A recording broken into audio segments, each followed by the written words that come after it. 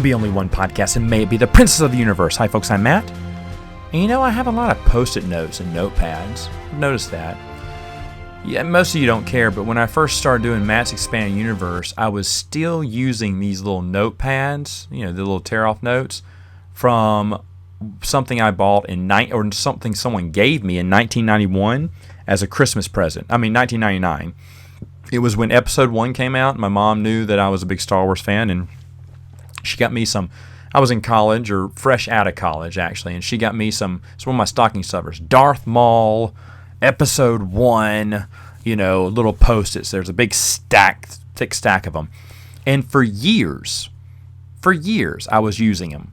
And there was like maybe 500 in there. But I don't, whenever I take some notes down, I'd always grab one. And I just took it with me wherever I went. And when we got married, I took it with me and had it with me. And actually, my first couple of, when I was writing notes for each one of my videos and stuff, and even up to when I started doing Matt's Expanded Universe, I had that pad still. I remember when I wrote the last one, I was like, oh gosh, I'm finally done. And so I said, well, now I don't need it. And then I realized that, man, no, I do like those little writing pads. Well, I don't have to buy any. Like, we have a whole cabinet just full of them. This other one I got, probably the next year after. It was, I went with a friend of mine to their banking Christmas party, and I won a big stack of Bancorp South Post-its notes or whatever. And I remember getting it and going, oh, okay, whenever I run out of my Darth Maul ones, I'll use these. Well, 20 years or so, almost 20 years later, here I am using them. And I've torn through a few of them, but I've still got a long way to go. And then after that, I've got tons of Post-it or notepads that I got when I worked at the radio people, because they gave me a bunch of those, and I just kept them. And then other things that I bought, that I'd had a long time ago in college and stuff that I just never wrote in, but I just tore out the notes that I had and just kept the rest of them. Just tons. So I can write notes on tons of stuff.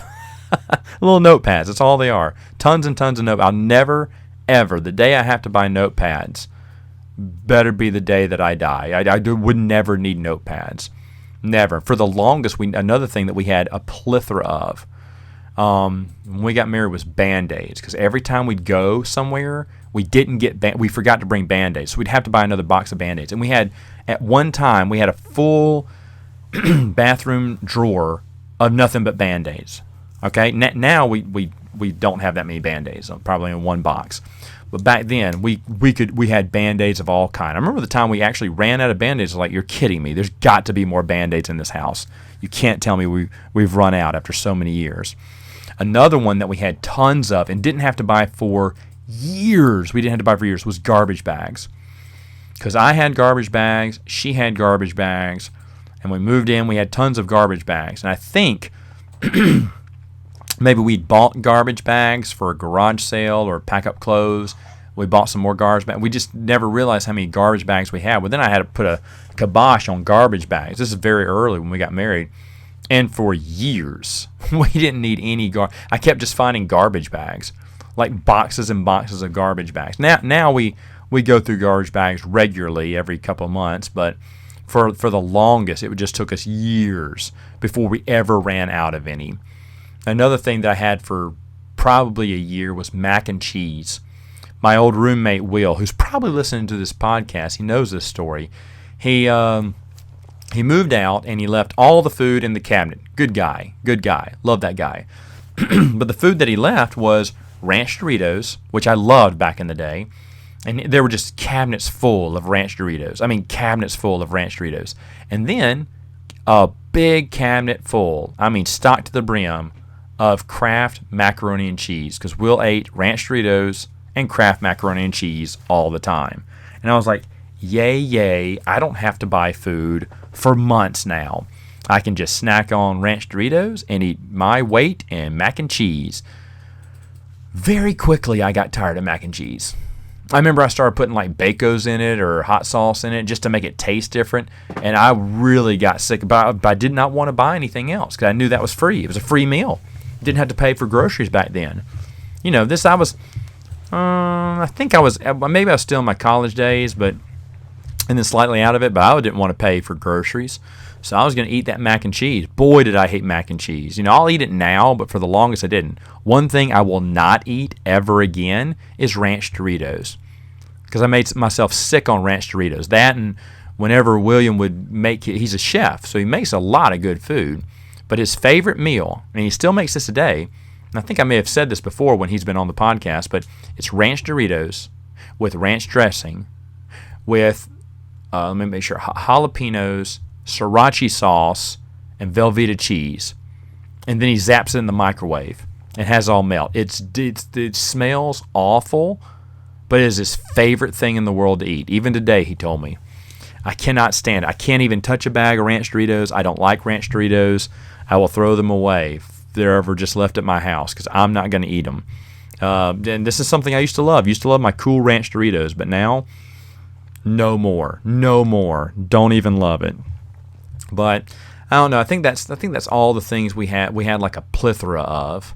We used to have a lot of candles. Don't have that many now, but I love candles. I love scented candles. I like smelling the candles, the new smell. I even like. But the thing is, though, you got to remember to light them up. Let them go. I lit one up today and had it going all day. It smelled great. I was like, man, why does it smell so good in here? I was like, oh wait, the scented candle. That's right. So I just love the smell of them. I just keep forgetting to light them up. But man, I could buy a ton of them though, because there's just tons of great scented candles. But those things burn forever. It takes a long time to run through a candle. You're like, hurry up, I want to get some more, because they go on sale all the time. You're so tempted to get more, but you have more than what you need. So I can't think of anything else I have more that I'll probably never have to buy again, but those are just a few things there. Anyway, all right, so let's get back to the Highlander books. Now, I kind of went through all the books here, and now the books I'm getting to are the unpublished, or the foreign releases, or the ones that aren't really canon. So I wanted to talk about each one of these, because after I'd read Evening at Joe's, I said, well, I guess I've got it all, because I knew about this one book. It was the first book to ever come out. I think it came out shortly after season 2 or something, and it was called Return of the Immortal. Ooh, it has a cool cover and everything, but it only got released in Germany, and it's only in German. I was like, oh, doggone it. And I swear to you, there is this site, this Highlander site, that got created in the late 90s. It has that late 90s website look, and it still looks the same. But yet people are still active on that old fan site. They're still active. Like every day someone's posting something about Highlander. And there's this one guy, I tried to get a hold of him because I really want to interview this guy, but he knows everything about Highlander, it seems.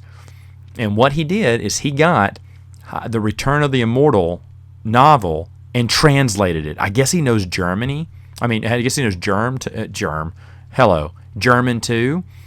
But he was translating. He was putting like a chapter out like every couple of days, and the whole book's there on the Highlander fan site. If you go through the posts, it wasn't but a couple months ago he posted everything up there. But every couple of days he posted another chapter up there, and I just copy and paste. And then when he finally said, "Okay, final chapter," I was like, "Okay, now I'll read it." And I was really excited because, Return of the Immortal, blah, blah, blah, blah. And it is so bad. It's such a bad novel. Basically what it is just a retread of Tessa and season 2 and Tessa dying and, him wishing, the whole thing about the whole episode where Tessa dies. And there's not that much original content in it. So it's one of those, it's the ones that you dread, right? The book that basically just retreads episodes. And that's what this one did. Pining over the loss of Tessa. Because, everyone loved Tessa, and she was a great character, but really big disappointment. Because I was thinking, man, Return of the Immortals could be awesome. There's going to be lots of fights. The cover looks good. But it was a complete dud. I was so disappointed after I read. I was like, oh, this is nothing good. Because you want to have something good. Overall, the Highlander books are either mediocre with a few good hits in there, and that was the same thing with Evening at Joe's. Had a few good hits, but the majority of it was garbage.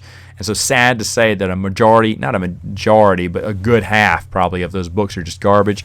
And Return of the Immortal could have helped save it. Could have brought a bright spot onto this, mediocre Highlander expanded universe, but it did not. It failed in every way, shape, fashion, or form.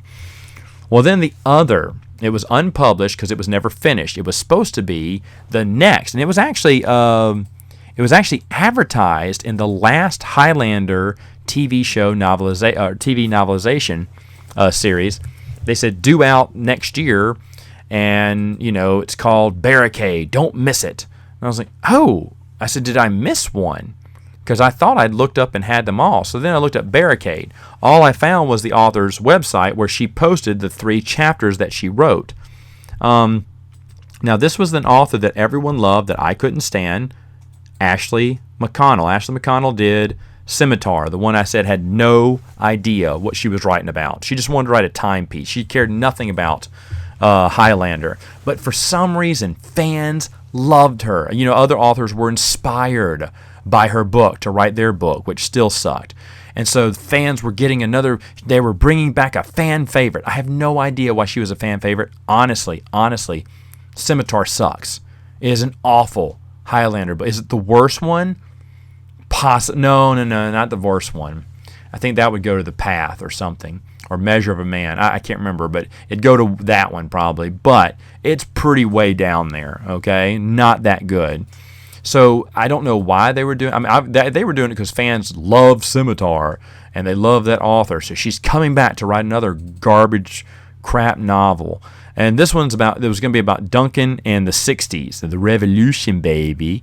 And so she wrote 3 chapters, but she got sick.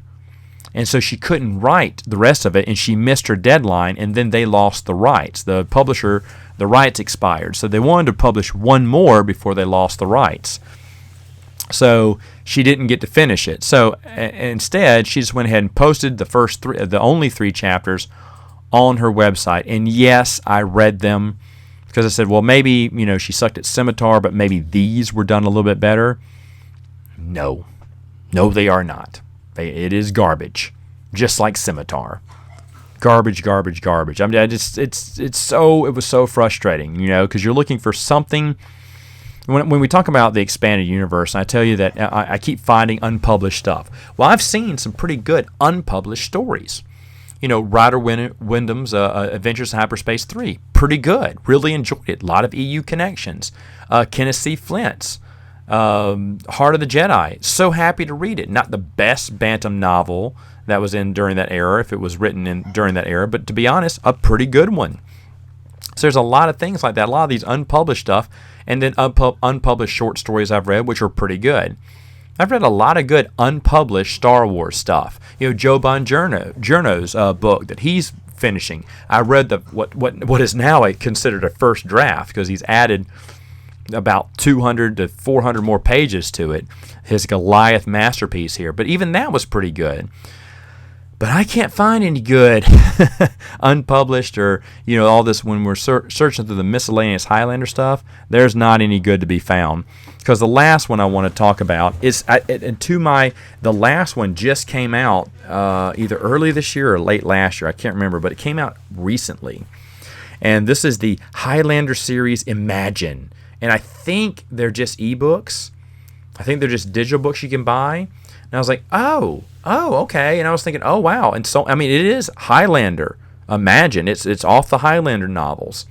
And it's written by fans of that. I was like, oh. And I don't know how they have the rights to publish this. But anyway, they charge you for the ebooks too. And it's an alternate storyline.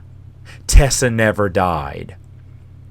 And the moment I hear alternate storyline, I completely stick my nose up and give the raspberry at it because I'm like, okay, I know I'm not going to like this. I know I'm going to hate this book. So, no, not interested. Not interested. So, done. Dunsville, I say. And so, was not interested at all in this novel, or novelizations. They have 4 of them, and if it's fan written, I didn't buy any of them, but I guarantee you it's first person. I guarantee you. I looked at these people, and they have these cheap little weird covers, and they sell them on Amazon on their website. So they may just be getting away with it, and no one's going to come down on them for writing Highlander books. Gee, I wonder if you could do that. I wonder if I could write a Highlander novel and sell it on Amazon if they come after me, or are the rights so cheap that these 2 bums can write fan fiction of the Highlander Imagine series. So you have It's called For Love's Sake. And then the other one is Beyond Infinity. Yep. Beyond Infinity. And then you have Codename Immortal. And then finally, The Eye of Odin. That one's actually kind of cool. But, it's Tessa and Duncan together like they should have been, because we're so upset that she died, and we don't want her to die. So here she's alive. I don't know how popular these are, but I do not hear a single person. And they're easy to find. I mean, in a random search, these were the first ones that I found out of all of this. Before I found Return of the Immortal, I found this book. And so it should be easy to find out there, but no one, and I mean no one on the website even mentions it. No one mentions it on their website, on the cheap little Highlander website. No one cares about this, and I guess that's why. It's teetotal garbage. Now, it is sad, because I said this, I think, a few podcasts ago, but they could have, if they wanted to. They could have continued the book series, and I think you would have had great stuff. In fact, I really wish they would and kind of correct or maybe retcon all the crap from the last two movies, Endgame, and then that atrocious The Source. I wish they'd have. All you need is a pretty good author who loves Highlander, hates those movies, and tries to put everything in perspective and tell you what was going on. Heck, I wouldn't even mind if they wrote down what was going on during Endgame to kind of explain some of that stupid stuff about why the Watchers were interfering all of a sudden. I would love a book about that. And maybe that Duncan did not get married, because the biggest thing in the TV series is he never got married. So in this movie, when you find out, oh yeah, he was married, but only for one night. No, he's never been married. That's what the curse said. You will never find true love. And he never did. He never did, but of course in the movie, yeah, he did, just for one night, because it's cool for Duncan to have a wife. No, I hope I even have a retcon for this, a perfect retcon. A Watcher tells him, that wasn't your wife, right? No, that priest was a thief. He killed the real priest before he came into your tribe, and he was impersonating a priest. Remember those when he left, your tribe lost a few valuables. That was him. You could easily explain it that way. So he had no right to marry Duncan. So Duncan was again not married, and so the curse remains. Hurrah! I think that would have been cool. That'd have been nice to see. So maybe something like that. That's easy. Now the Source, you've got a hard job there trying to rewrite the Source, because that whole crap about, there can only be one to bear a child is a slap in the face to every Highlander fan. Not a slap in the face. It's a kick to the nuts and a middle finger to boot. I mean, it's just awful. So maybe they just say that was another type of demon just messing with, or some kind of celestial being messing with Duncan. And the game's still on. I'd also like them, even though they don't have to, I'd kind of like them to maybe explain a few things about why the short sword shatters when you're on holy ground from Highlander 3. Not that we need it, but I kind of would like to see that. And there's a few things they could help retcon and put into perspective. I know this because I've seen it done in Star Wars. They take these silly things and then they turn them into something actually decent or something that makes sense. My friend Joe Bongiorno did this to the Ewoks cartoon series. The Ewoks cartoon series, I rewatched it a long time ago, and I was like, oh, none of this fits. None of this fits this is all garbage stuff, because they're talking to mountains and trees and flowers that talk, and you're like, oh, gosh. Your typical cheesy 80s cartoon. But what my friend Joe Bongiorno says, no, man, all that stuff exists. It's just that's, to the Ewoks, that's what they see. We're seeing things through the Ewoks' perspective. The mountain can't talk to them, but they think it can. They pray to the mountain cries and gives them water. No. Well, who's to say it didn't rain and then the mountain, or the ice was melting and the water runs down for the Ewoks? They would see it as a mountain crying because they believe in the earth as a living creature like the Indians did. And I was like, oh my gosh, you're right. I mean, then everything's put into perspective now and everything makes sense. And I'm very appreciative of that. So you could get someone, I mean, I doubt Joe Bongiorno would want to fix the Highlander EU timeline, but or EU, discontinuity or contradictions.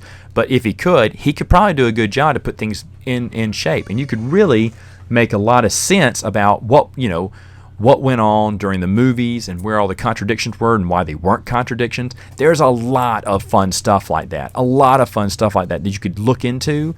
And I don't know. I see there's a lot of potential, but no one wants to do it. Dude, I wonder if I could. I mean, if these two fans get the rights to write Highlander, I wonder if I can. Say, hey, can I write a Highlander book? And they'd be like, sure, I don't care. That'd be awesome. That'd be awesome. Dude, I totally need to check into that. Maybe I need to ask the authors if they have the rights to do Highlander and if they got them or how that even works. I don't know, but dude, if you can get the Highlander rights to write a novel for cheap, count me in, man. I mean, I don't know I don't think I could do it. And I'd want someone a little bit talented. But you know what? You could probably get some money raised. I don't know if the Highlander fans on that website from 1995, that looks like it was from 1995, if they were even one iota, ambitious, they would probably do something like that. Create a project together like the Wizard of Oz fans have. Wizard of Oz is kind of public domain. And so they have the Royal Bookkeepers of Oz, and Joe Bongiorno is one of them. And I remember listening to him because they make sure that whoever writes the next novel, which now it's kind of sad they're not going to print now, but it is officially in continuity with the rest of them, because the family always wanted Baum's, is it E.A. Baum's? Can't remember, but Baum's work to be in continuity, the stories be in continuity with his original works, because there's lots of tales from Wizard of Oz, and it's kind of kooky and crazy, but it kind of reads like a Tim Burton movie. All of the sequels to Wizard of Oz is right up Tim Burton's alley, because they're all kind of weird and kooky. But but people who still write these, I think the last two came out on digital or ebook. And but they make sure it's all in continuity, and I think that's really cool. And fans can accept it. If someone wants to write something, it has to be in continuity with the rest of them, and it is automatically accepted as canon. They really have an awesome thing going on there. But of course, how many diehard Wizard of Oz fans are there out there who want all the stories in canon? Like I said, probably not that many. Well, could the same be said for Highlander? Certainly. Such a genuine series. But then when you see these people selling something that's called, and it's obvious, it's images of Tessa too. So they're grabbing image from the show. I can't believe maybe they're not making that money, or they're not hitting high on Amazon, which is why they're not getting slapped with a lawsuit. Or maybe not everyone is guarded by Lucasfilm's lawyers. Geez, you make a fan book and then Lucasfilm comes down on you. But I mean, I think there'd be, like I said, it's not for me to decide, but if I could, yeah, I probably would round up support to kind of maybe get some Highlander novels out there that would kind of explain some of the contradictions or some of the crap from those movies and just basically rewrite everything. It'd be simple. It'd be easy. It's like the rights to the Spartacus TV show. Even though they had nothing to go wrong with it, but only 2 books came out. Dude, they were great. Now, I'm sure you can't keep writing books on Spartacus, but the thing is, what I'm saying, with these IPs that have been dropped to the wayside, you can get them for really cheap. The guy who runs Gale Force 9, he's the guy that came up with the Firefly game. Excellent game. He got the rights for dirt cheap, because back then they didn't care about Firefly. In fact, they didn't even have someone who was over marketing for Firefly, if you can believe that. They brought him to some back office, lady who was in charge of all the dead franchises and IPs they had, the ones that just weren't selling and they weren't interested in. So she just came up with a base price, and he took it, and it sold like hotcakes. And then all of a sudden they started licensing it and they started getting real serious with their licensing about Firefly, and now they knew they could churn it into money. But that was the funny thing about it, because I think by then the movie had come out, but it had bombed too. So again, Fox gave up on it, thinking, oh well, it's crap. And then again, they're proven wrong, because tons of people love it. It's hilarious to me how they keep throwing away just great, like Tremors. No one, and obviously people have tried to get the rights, because there was a board game that came out, I think it's called Terror Below or whatever, and it's basically Tremors the board game. Well, why not get the rights? Obviously, Universal, I think who owns them, did not want to give up the rights, merchandising rights, and they never want to merchandise that show. I don't know why. Maybe there's an old contract that would say that they have to share all the merchandising rights with some of the creators. I don't know. I'm just guessing there, but You'd think, come on, give Tremors a chance. I would enjoy some Tremors fiction out there. Heck, maybe I even ought to try call in there, see if I get the rights to Tremors. Do some Burt Gummer fiction. That'd be awesome. In continuity with everything else. Explain how he got a son, I don't know. You could even put Fred Ward and Kevin Bacon's character in it a couple of times and talk about where they are now. Because I don't think they're ever coming back to the series. But I don't know, that'd be pretty cool. Some of these dead franchises, how hard is it to get it out? I don't know. And then anything in public domain, like, I kind of do envy the Wizard of Oz people. Now, I'm not interested with anything that Baum didn't write, okay? But, from what my good friend Joe told me, everything's in continuity, and I can appreciate that. I do appreciate that, in fact. I'm like, okay, that's actually, commendable that they keep everything in, continuity, and I like that. What other dead franchises are out there? I mean, the John Carter series is public domain too. Is someone continuing that? Probably, but no one really cares. I'm sure there's old serials of Alan Quartermain. Maybe someone's continuing that too. Who knows? I kind of envy those people. Me, I've got the hardest row to hoe, like Star Wars. I want that. I want Legends continued. Boy, that's darn near impossible, right?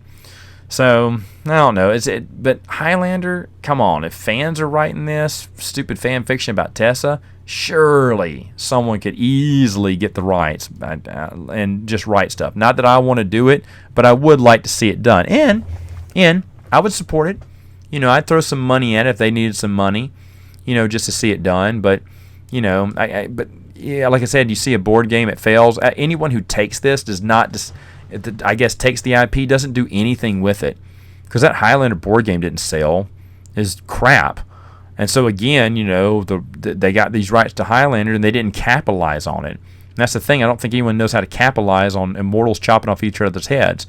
But it takes place in the past, and you could write these great historical fiction books and go back and forth from the current time to now, and continuing in the books would probably be the best, because of course they never age in the books. And I think that'd be awesome. The only other thing, I forgot to mention this, and I want to mention this before I go, the only thing that I could never find, I tried, because I really wanted, I saved it to the very end, because I keep looking for it, but it's the Highlander audio dramas from Big Finish.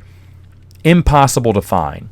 There's a season 1 that I think has 4 mini episodes on it, and it's recorded by the cast, like Adrian Paul, Joe Dawson, Mythos. They all came back. Kronos, they all came back and lend their voices for this. This is back in the 2010, 11s, or whatever, and they all lent their voices for this, and I hear they're pretty good. Can't find them anywhere. Even begged the guy. The guy has them all, and I was like, where can I find these? He said, well, you can find them places. You just gotta look and see. Dude, just show me. This is a dead website. No one cares. Just tell me where they are, because I really want them, and I cannot find them anywhere. I know I tried to get them at the library, because at one library somewhere else, I don't have a card, supposedly has it. And I was like, oh, wow, I want to check these out. Even checking them out would be great. And so my library, because libraries share a lot of books and stuff, and I said, well, maybe they can do the same with CD audios. And the lady said, yeah, we can do that.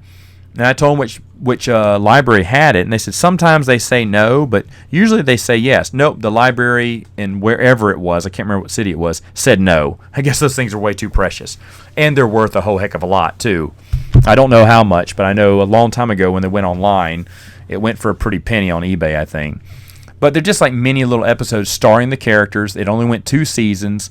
4 CDs for season 1 and only 1 CD for season 2, but it was the 4 horsemen. Each horseman has their own tale, and with Mythos and Kronos being the stars, and I would love to listen to those. And that's what I was planning to do for the very last episode, was review all this other junk and then tell you about the audio dramas, because I really wanted to talk about them. I don't think they're that long in runtime, so they'd be easy to listen to, and I can only listen to like little preview clips. That's all I could get from you.